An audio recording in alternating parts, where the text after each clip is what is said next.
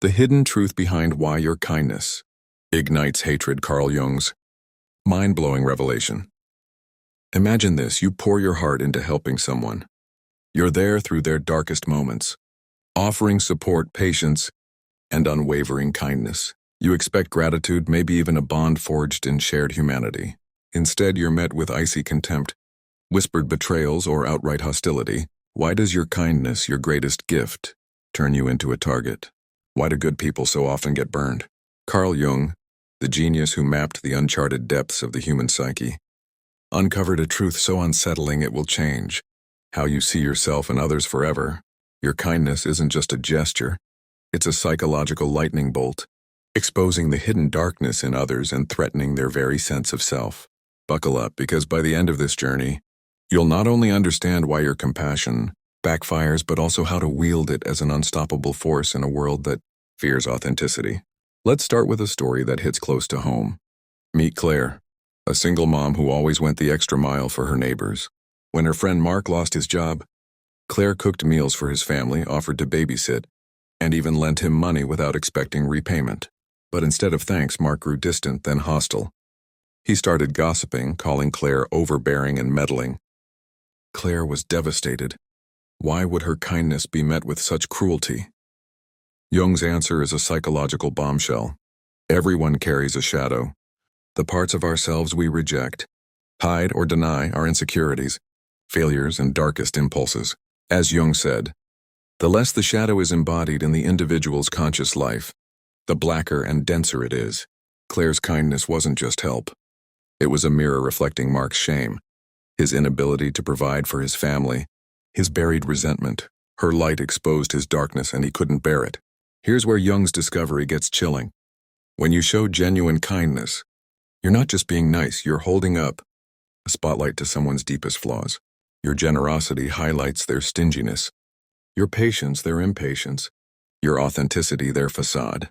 Jung called this shadow projection, where people dodge their own inadequacies by turning you into the villain. Picture Alex, a young teacher who spent hours tutoring a struggling student. Mia.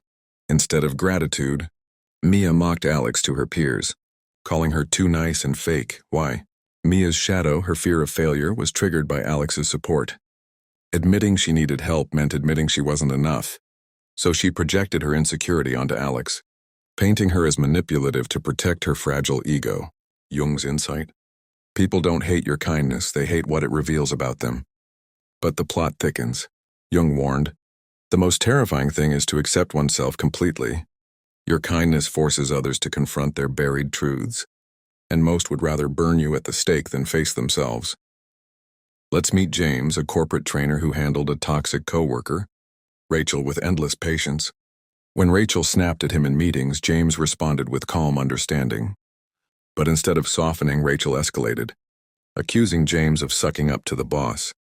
Jung's concept of psychological inflation in reverse explains this: Rachel felt small next to James's emotional maturity, so she tried to tear him down to restore her sense of worth.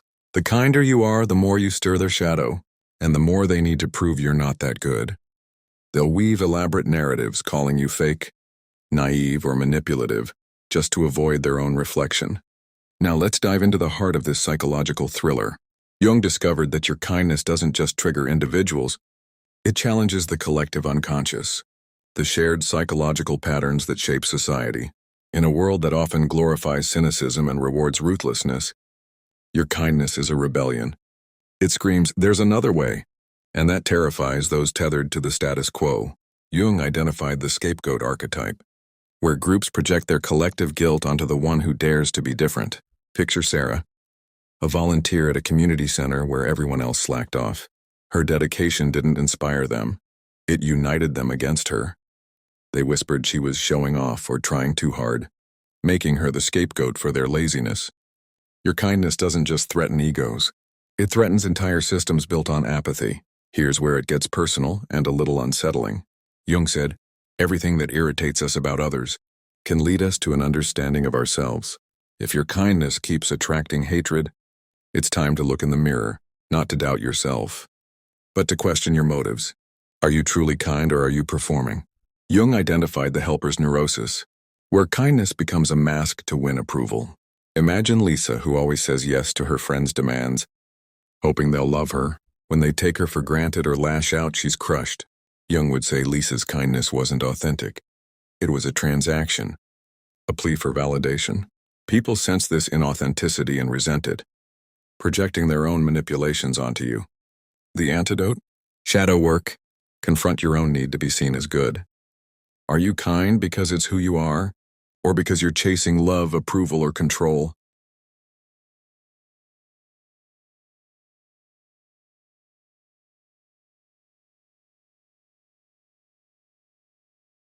Let's crank up the suspense. Jung uncovered something even darker.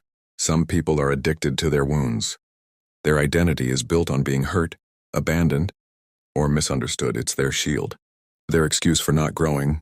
Your kindness offers healing, but healing means letting go of that identity, and that's terrifying. Take Tom, who grew up neglected and now thrives on playing the victim.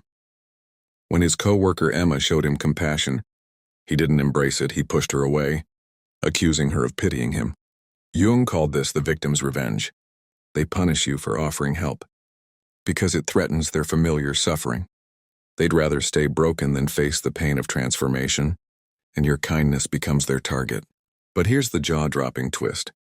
Jung realized that kindness can trigger archetypal envy, a primal force in the collective unconscious.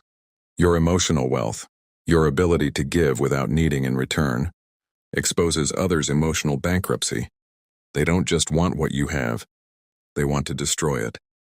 Picture Maria, a cheerful colleague who always lifted the team's spirits. Instead of admiration, her co-worker David tested her relentlessly, making unreasonable demands to prove her kindness was fake. When Maria finally set a boundary, David pounced, calling her selfish. Jung's insight? Envy doesn't seek to emulate your kindness, it seeks to shatter it, to bring you down to their level. So how do you survive this psychological battlefield? Jung's wisdom offers a masterclass in wielding kindness without becoming a casualty. First, embrace emotional sobriety. Like a tightrope walker navigating a storm, you must stay balanced amid others' projections. When someone attacks your kindness, see it for what it is, their shadow, not your failing. Second, master boundaries. Jung's concept of differentiation means being kind without absorbing others' baggage. Imagine Rachel, who helps a struggling friend but says no to endless late-night calls. Her kindness is a gift, not a blank check, and that strength disarms projection. Third, choose your relationships wisely. Healthy people cherish authentic kindness. Wounded ones weaponize it. As Jung put it, your vision becomes clear when you look into your heart. Who looks outside dreams, who looks inside awakens. But here's the real game changer. The people who hate your kindness are your greatest teachers. They're mirrors, reflecting where you're giving away your power or seeking validation. Take Michael, who kept helping a toxic friend only to be betrayed. Through Jung's lens, Michael saw he was recreating a childhood pattern of trying to earn love from an ungrateful parent. This is the victim-rescuer dynamic, where you unconsciously choose people who confirm your deepest fears. By doing shadow work, facing his need for approval, Michael set boundaries, stopped overgiving, and attracted healthier connections. Jung's ultimate wisdom? I am not what happened to me. I am what I choose to become.